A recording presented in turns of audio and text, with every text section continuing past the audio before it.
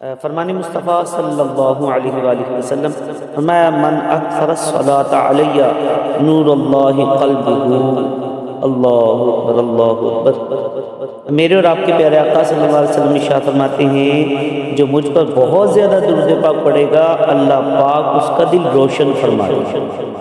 اللہ اکبر۔ اگر دل کو روشن کرنا چاہتے ہیں تو پیارے آقا صلی اللہ علیہ وسلم پر درود پاک کی کثرت کیجئے، اٹھتے بیٹھتے چلتے پھرتے صلی اللہ علی محمد صلی اللہ علیہ وآلہ وسلم۔ الصلاۃ والسلام علیک یا رسول اللہ، الصلاۃ والسلام علیک یا رسول اللہ۔ یہ درود پاک جو بھی آپ کو موقع ملے پڑھتے رہیں گے تو انشاءاللہ عز و جل دنیا اور آخرت میں برکتیں نصیب ہوں گی۔ یہ جو ہے الحمدللہ حدیث پاک کے مطابق کہ اللہ پاک کا یہ مہینہ ہے رجب شریف، یہ بہت ہی مبارک مہینہ ہے، اور ماہ رجب شریف جسے حدیث پاک میں اللہ کا مہینہ فرمایا گیا ہے، الحمدللہ اس برکتوں والے مہینے کی آمد ہو چکی ہے۔ امیر اہل سنت دامت برکاتہم العالیہ آپ ماہ رجب کو رمضان المبارک کا پھاٹک فرمایا کرتے ہیں، یعنی یہ مبارک مہینہ تشریف لے آیا تو اب سمجھو ماہ رمضان کی آمد بہت قریب ہوگی، اور نبیوں کے نبی رسول ہاشمی صلی اللہ علیہ وآلہ وسلم کا انداز مبارک تھا کہ جب ماہ رجب تشریف لے آتا تو آپ دعا فرمایا کرتے تھے، کیا اللہم بارک لنا فی رجب و شعبان و بلغنا رمضان، کیا اللہ پاک تو ہمارے لیے رجب اور شعبان میں برکت عطا فرما اور ہمیں رمضان تک پہنچا۔ آئیے کیوں نہ ہم بھی یہ دعا پڑھ لیں، آپ بھی میرے ساتھ پڑھیے اللہم بارک لنا فی رجب و شعبان وبلغنا رمضان، اللہم بارک لنا فی رجب و شعبان وبلغنا رمضان، اللہم بارک لنا فی رجب و شعبان وبلغنا رمضان، آمین بجاہ نبی الامین صلی اللہ علیہ وسلم۔ تو یہ جو ہے دعا یاد کر لیجئے اور گاہے بگاہے یہ پڑھتے رہیں گے تو انشاءاللہ عز و جل فائدہ ہوگا۔ آج کیونکہ یکم رجب شریف ہے اور یکم رجب شریف کو عالم اسلام کی بہت بلند رتبہ ہستی ہیں اور بہت اونچے رتبے والے ولی کامل ہیں، باعمل عالم دین بھی ہیں، اور ان کا نام ہے امام حسن بصری رضی اللہ تعالیٰ، آپ کا یہ یوم وصال بھی ہے، تو لہذا یکم رجب شریف کو یوم امام حسن بصری رضی اللہ تعالیٰ بھی منایا جاتا ہے، جاننے والے جو ہیں وہ جانتے ہیں۔ تو امام حسن بصری رضی اللہ تعالیٰ تابعی بزرگ ہیں، یعنی آپ کو صحابہ کرام علیہم رضوان کی زیارت اور صحبت کا شرف ملا، اور روایات کے مطابق آپ کو مسلمانوں کے تیسرے خلیفہ سیدنا عثمان غنی رضی اللہ تعالیٰ عنہ، سیدنا طلحہ رضی اللہ تعالیٰ عنہ اور دیگر کئی صحابہ کرام علیہم رضوان کی زیارت کا شرف نصیب ہوا ہے۔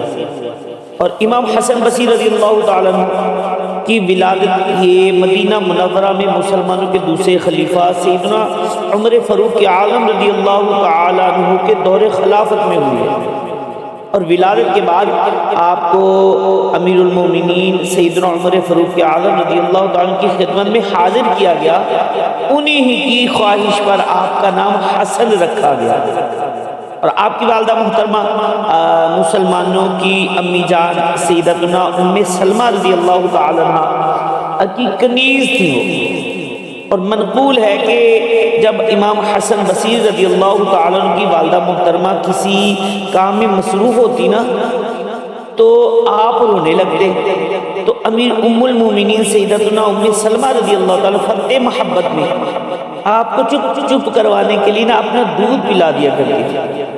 تو علماء کرام فرماتے ہیں ام المومنین سیدتنا ام سلمہ رضی اللہ تعالیٰ کے واسطے سے امام حسن بصری رضی اللہ تعالیٰ کو سرکار علی وقار صلی اللہ علیہ وسلم کا فیضان بھی نصیب ہوا ہے۔ اور اسی کی برکت تھی کہ آپ کو بے مثال علم، عمل، تقوی نصیب ہوا۔ آپ کی زبان پر حکمت کی باتیں جاری ہوتی تھیں اور آپ معرفت الہی یعنی اللہ پاک کی پہچان حاصل کرنے میں بلند مقام پر فائز ہوئے۔ امام علی بن حسین یعنی امام زین العابدین رضی اللہ تعالیٰ عنہ کو ایک مرتبہ امام حسن بصری رضی اللہ تعالیٰ عنہ کا ایک فرمان سنایا گیا کہ امام زین العابدین رضی اللہ تعالیٰ عنہ نے فرمایا سبحان اللہ ھذا کلام الصدیق، فرماتے یہ تو کسی صدیق کی گفتگو ہے۔ اور صدیق یہ ولایت کا بہت یعنی کہ سب سے اونچا رتبہ ہے، یعنی امام حسن بصری رضی اللہ تعالیٰ عنہ ولایت میں صدیقیت کے درجے پر فائز تھے۔ اور رجب شریف 110 ہجری میں آپ کا وصال ہوا اور بوقت وصال آپ کی عمر مبارک 88 سال تھی۔ بصرہ میں نماز جنازہ کے بعد آپ کی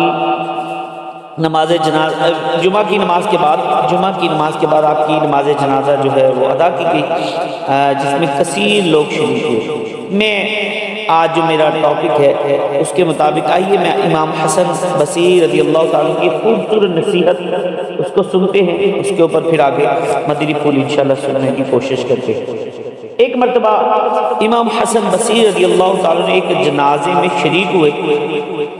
میت کو دفن کر لینے کے بعد آپ نے ایک شخص سے فرمایا آپ کا کیا خیال ہے، یہ شخص یعنی جسے ابھی ہم نے دفن کیا ہے کیا یہ دنیا میں واپس آنے والا ہے؟ زیادہ سے زیادہ نیک اعمال کرنے اور گناہوں سے توبہ کرنے کی خواہش نہیں رکھتا ہوگا؟ آپ نے اس سے سوال کیا، اس شخص نے کہا ہاں ضرور یہ اس کی خواہش رکھتا ہوگا کہ کاش میں دنیا میں واپس آنے، زیادہ سے زیادہ نیک اعمال کرنے اور گناہوں سے توبہ کرنے کی خواہش یعنی کہ رکھوں کہ یا اللہ مجھے واپس بھیج، میں زیادہ نیک اعمال کروں، زیادہ توبہ کروں، مولا تیری عبادت کروں۔ کہ ضرور یہ خواہش رکھتا ہوگا۔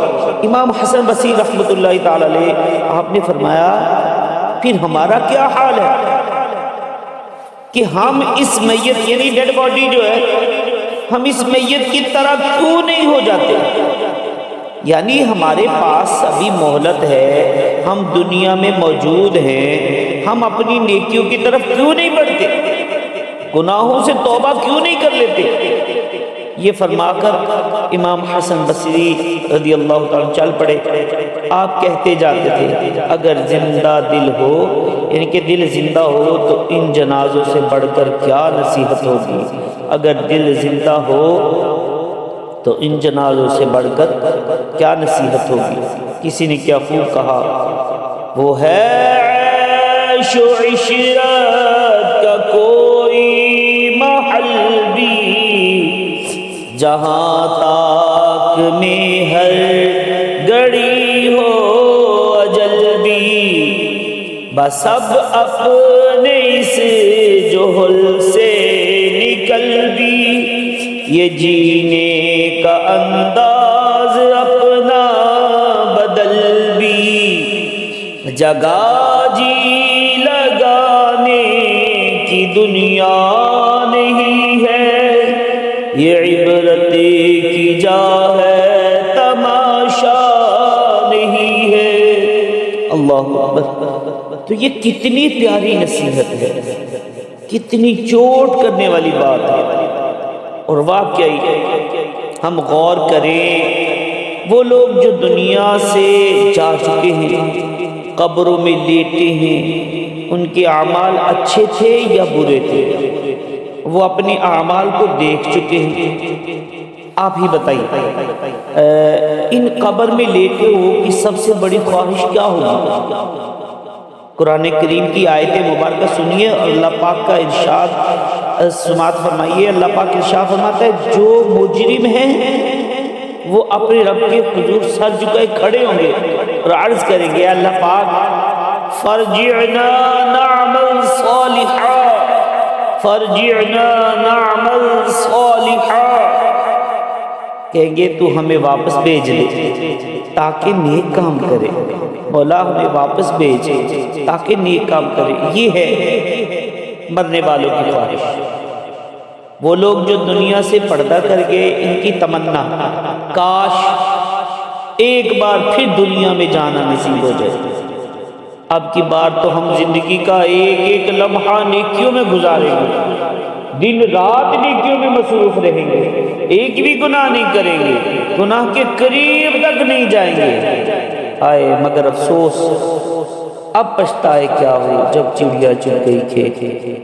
تو عمل کا وقت گزر چکا ہے، سانسیں عطا کی گئی تھی، زندگی کی دولت ہمیں بخشی گئی تھی، عمل کے مواقع ہمیں فراہم کیے گئے تھے، مبلغین نے نیکی کی دعوت بھی دی تھی، سمجھانے والے سمجھاتے بھی رہے، آئے دن اٹھتے جنازے زبان حال سے سمجھاتے رہے کہ اے بندے غور کر، عزیزہ یاد کر جس دن کے عزرائیل آئیں گے، نہ جائے کوئی تیرے سنگ، اکیلا تو نے جانا ہے، نہ بیلی ہو سکے بھائی، نہ بیٹا باپ تے مائی، اور تو کیوں پھرتا ہے شودائی؟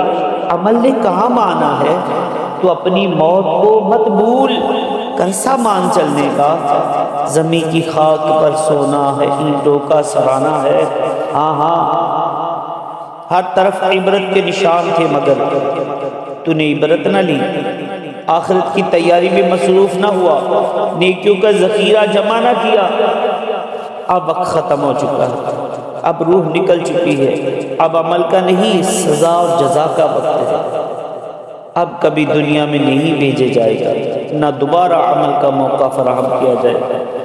آئے حسن عمل نہیں پلے، حشر میں میرا ہو کیا یا رب، گرمی حشر پیاس کی شدت جام کوثر مجھے پلا یا رب، خوف دوزخ کا آہ، خوف دوزخ کا آہ رحمت ہو، خاک طیبہ کا واسطہ یا رب، طالب مغفرت ہوں یا اللہ، بخش حیدر کا واسطہ یا رب۔ تو یہ حقیقت ہے، دنیا میں جانے والی ہے، یہ دنیا ختم ہونے والی ہے، دنیا جا رہی ہے، آخرت آنے والی ہے، آخرت آ رہی ہے،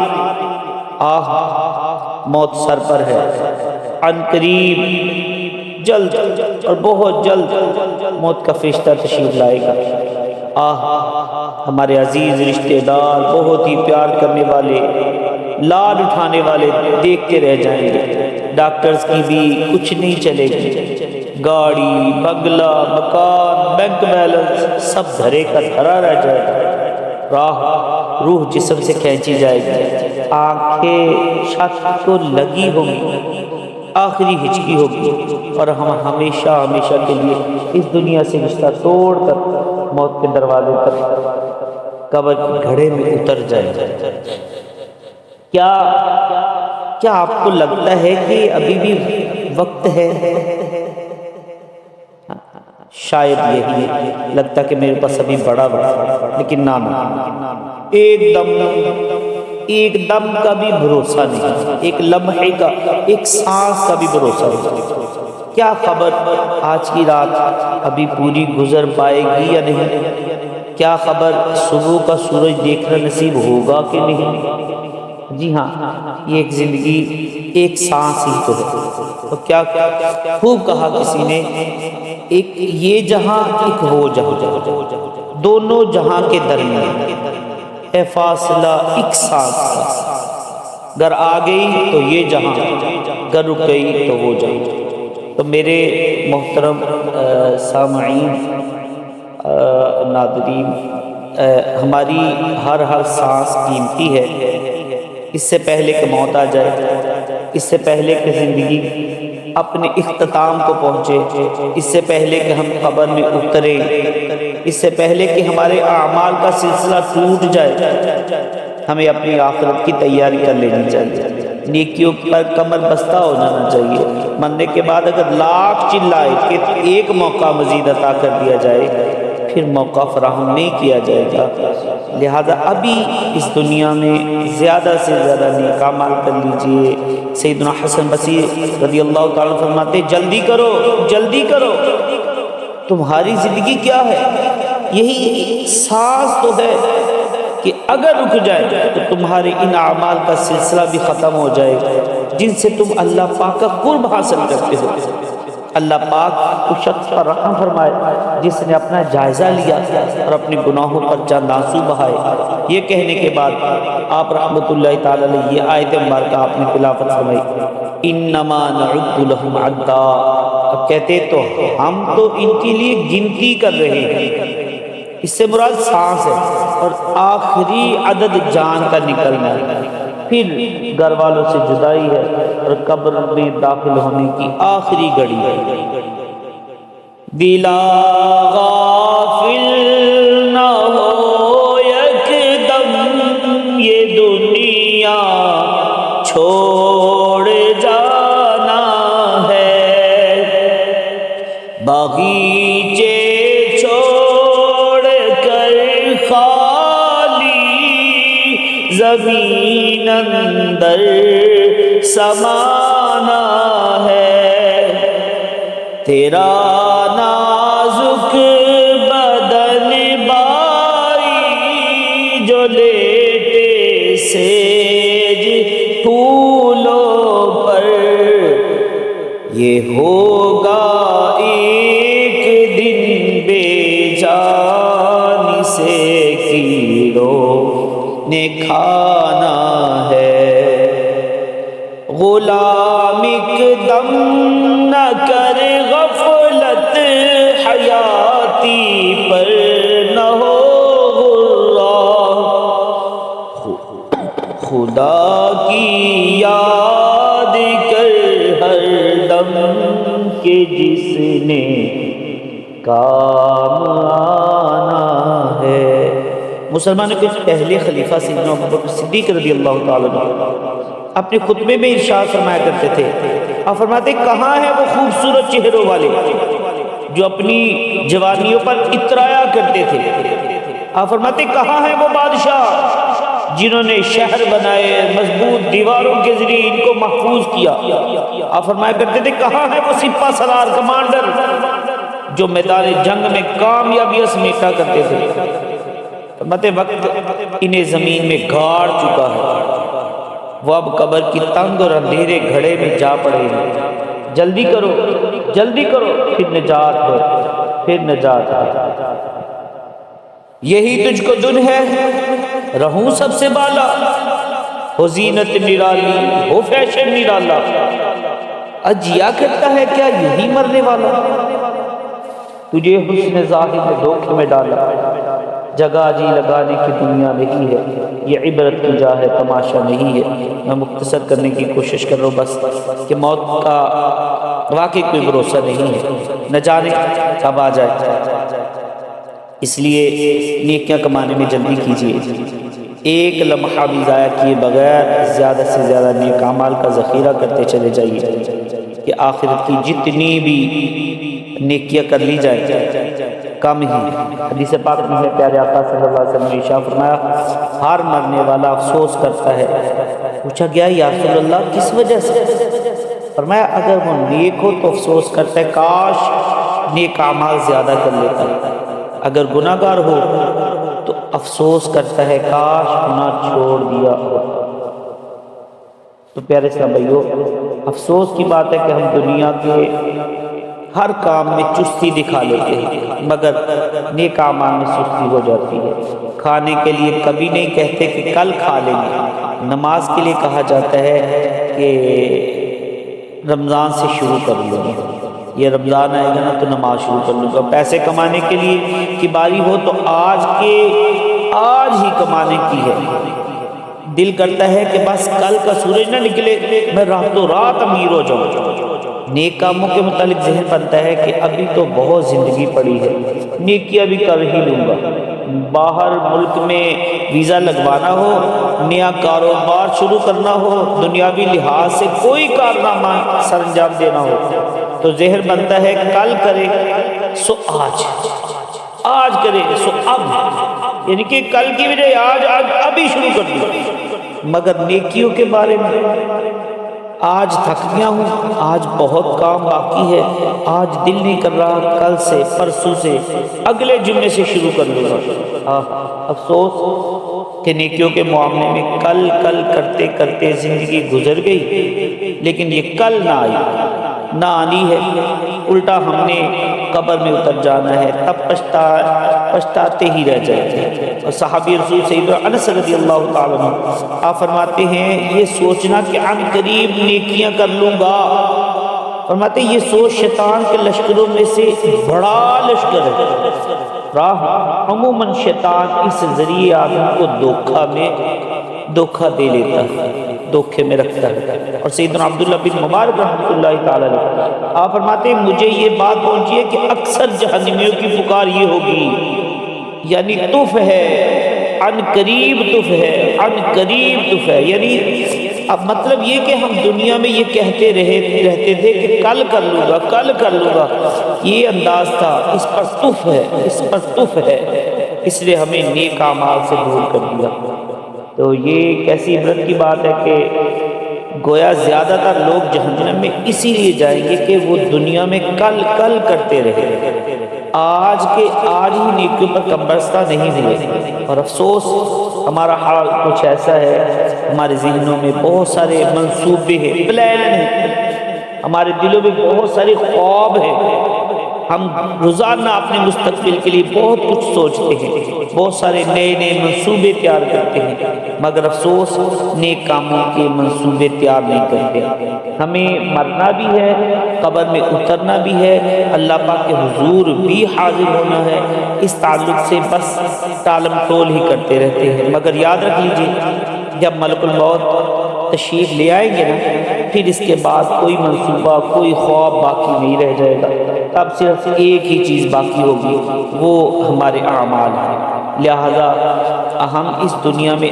آگے چل کر کیا کرنا ہے، اچھا گھر، اچھی گاڑی، اچھا کاروبار، یہ سب کچھ ہمارے مستقبل کی سوچ ہے، لیکن ہمارا عمل، ہماری آج کی ذمہ داری، ہم اپنے دنیاوی مستقبل تک پہنچ پاتے ہیں یا نہیں پہنچ پاتے، اس کی کسی کو خبر نہیں ہے، لیکن ہم قبر میں ضرور اتریں گے، اپنے اعمال کے ساتھ اتریں گے، یہ ہر مسلمان جانتا ہے۔ لہذا ضروری ہے کہ ہم آج عربی سے اپنے اعمال کی فکر شروع کر دیں اور اپنی آخرت کو بہتر کرنے کی طرف آ جائیں۔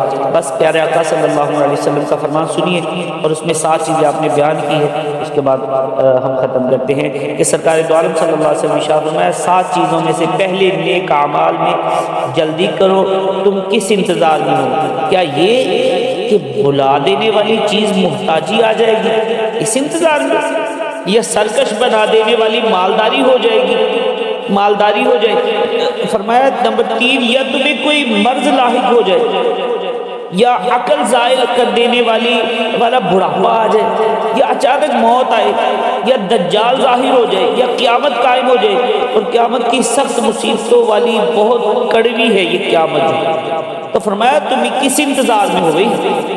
تو جلدی کرو، نیک اعمال میں جلدی کرو، کہیں ایسا نہ ہو قیامت آ جائے، کہیں سرکش نہ بن جاؤ، تمہارا مال خراب نہ ہو جائے، بڑھاپا نہ آ جائے۔ تو یہ بہت خوبصورت چیز ہے، ہمیں اس طرف آنا چاہیے کہ آدمی کو ہے کل کی فکر نہیں، ابھی سے آپ دیکھ لیجئے میرے اوپر کیا کیا فرائض واجبات باقی ہیں، کیا کیا میری ذمہ داریاں ہیں، اور مجھے آخرت کے لیے کیا کیا کام کرنے ہیں، اور جس بازار میں میں بیٹھا ہوں یہاں سے مجھے آخرت کے لیے کیسے اور کیا کیا اکٹھا کرنا ہے، ان کو سامنے رکھتے ہوئے اگر اپنی زندگی گزارنے کی کوشش کریں گے تو دنیا اور آخرت دونوں بہتر ہو جائیں گے۔ اللہ پاک جو میں نے سنایا ہے، جو آپ لوگوں نے سنا ہے، اللہ پاک اس پر عمل کی ہمیں توفیق عطا فرمائے اور ہماری دنیا اور آخرت دونوں کو بہتر بنا دے۔ آپ تمام احباب کے اللہ پاک نیک مقاصد کو کامیابی کامرانی عطا فرمائے، دنیا اور آخرت دونوں کو بہتر بنائے، آمین بجاہ نبی الامین صلی اللہ علیہ وسلم۔